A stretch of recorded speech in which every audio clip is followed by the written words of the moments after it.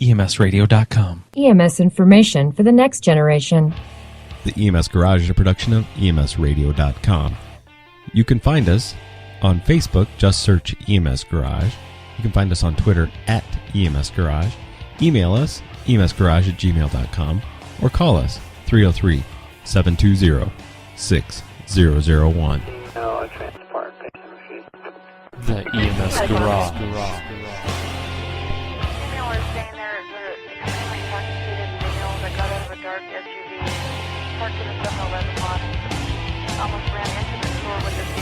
Checking out right now. Okay, I got DG on the phone there. Want to know if you can handle that call as well.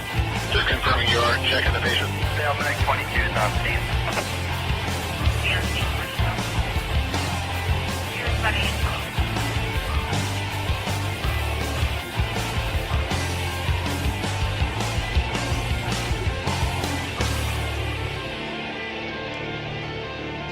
Hello everybody, I'm Chris Montero and we're coming to you from EMS World Expo 2018 here in Nashville. This is the EMS Garage and EMS World podcast coming together, and we're bringing you some great content all week. Right now joining me is the fabulous Dr. Brent Myers. I mean, your resume precedes you, sir. You are currently with ESO, so tell us a little bit about your new role. Yeah, great. Thanks for asking. So I serve as Chief Medical Officer there, which allows us on the healthcare side of the aisle to really be clinically focused. So Alan Johnson's the Vice President. He and I work hand in hand over everything from daily operations to where we're headed with data gathering and data analysis. And probably the thing I'm most proud of in the short time that I've been there is that we have moved, along with Scott Bourne helping us from an external role, into a very solid research stance, so that we have a group that allows us to vet the projects externally. We now have 14 ongoing projects right now that are using ESO data. 2 of them are being presented here, 4 of them will be presented in EMSP, so we're really excited about taking the data that folks are gathering from the field and really using it in a meaningful way. So you're not just creating data reports that are, we did this many intubations, you're actually using it for true research. Can you give me some insight on a couple of the projects? Yeah, sure. So one of them that's presented here looked at the utilization of pain medication for patients with clear indication, right? So we kind of took away that question and then controlled for geography, gender, and race. Wow. And what the researchers found, and there were a group of external researchers actually that worked on this project, is that there are wide disparities that are unexplained by the clinical findings. There are geographic disparities, there are certainly disparities based on race that are profound. And we don't know exactly what this means yet, but we certainly know it guides us to a very important question. There's the notion of, are we providing the best care? And then there's the notion, are we providing equitable care? And we have to be sure we're doing both. And so I was really particularly proud. That was an external idea. I would love to say it was mine. It was not. Right. But we were able to provide sufficient data for them to really answer that question. So that's being discussed here and as a poster presentation here. We also have several that are looking at things like the best sedative medication. Okay. And is it better to use ketamine? Is it better to use a benzo? Is it better to use an antipsychotic?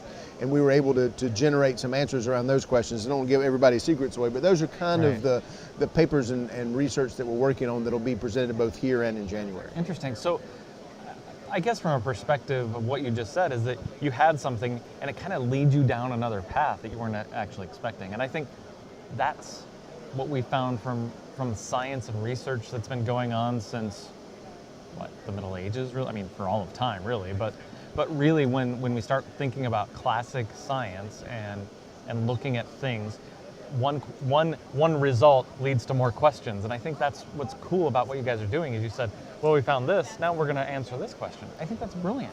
Well, and we have great partners. We partnered with the Pre-Hospital Care Research Forum out of UCLA. They came down to Austin. We were able to bring in individuals that wanted to be EMS researchers, and many of them had never conducted a research project themselves. They were often quality assurance officers or captains or people from the field, and within a matter of 3 days, they moved from the idea to completed abstracts. And that is what is going to be presented in both here and in January. These are these are external folk that we were able to provide meaningful data that includes hospital outcomes for them to be able to ask and answer questions. So we love the partnership, and to your point, we know where our expertise lies, and then we know how to reach out to those that have expertise elsewhere.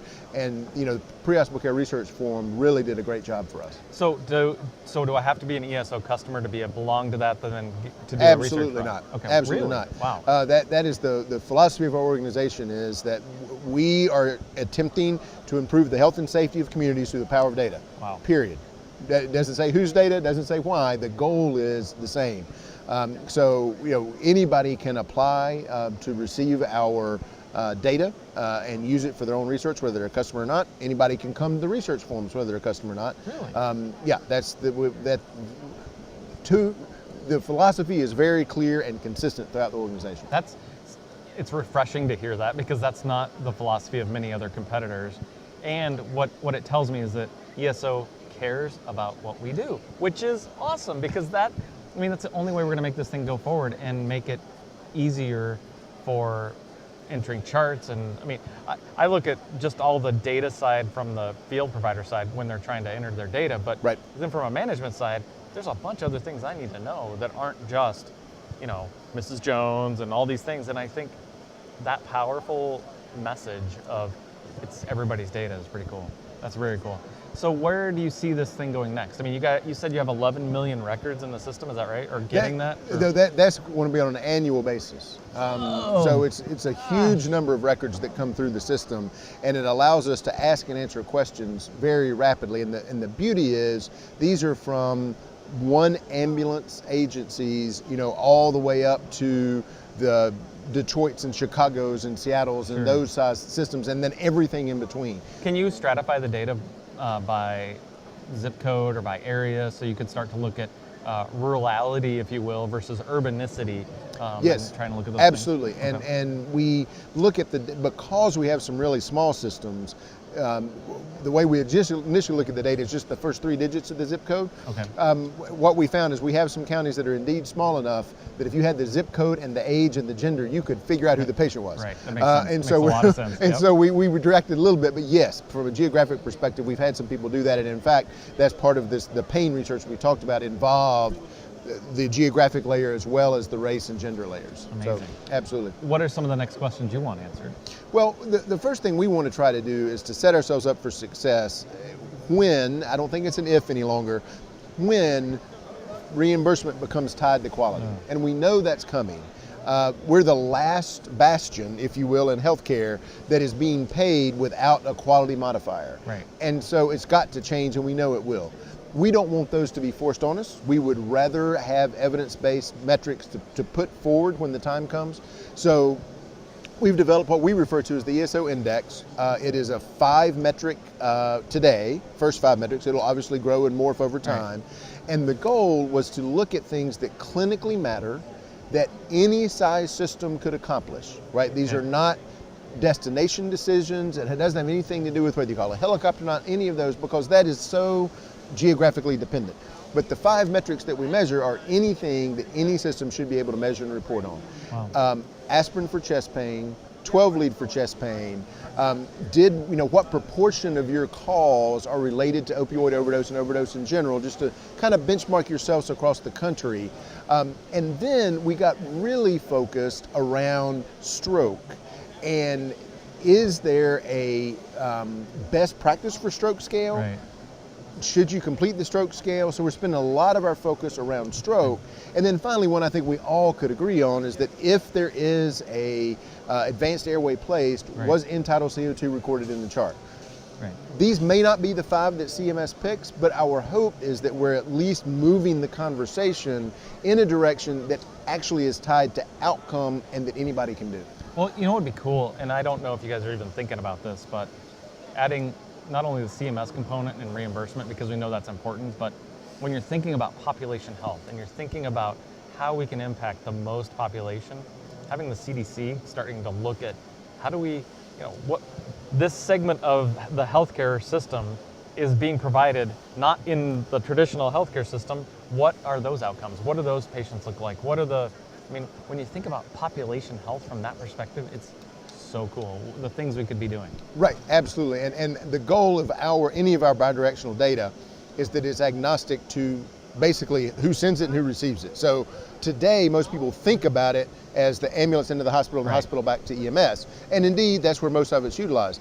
But there's nothing that prohibits us from saying, well, we're going to send it to the primary care, we're going to send it to urgent care, we're going to send it to a SNF. You know, a prime example is going to be, can we help our patients that are in assisted living, skilled nursing, long-term acute care, and track that through the system. And there's nothing to stop that. So I think, you know, we're at a really good, solid point now if we think about this as an industry, but we also have established the notion that bidirectional data is important, and there's no reason we shouldn't be pointing that same tool away from the hospital, to your point, to the entirety of the care for the population. Well, when you were one of the early innovators in MIH and CP, and to think about that alternate destination, and yeah, it doesn't need to go to the hospital. Maybe it is. I'm alternately destining that patient to whatever. And for instance, in our community, we're trying to.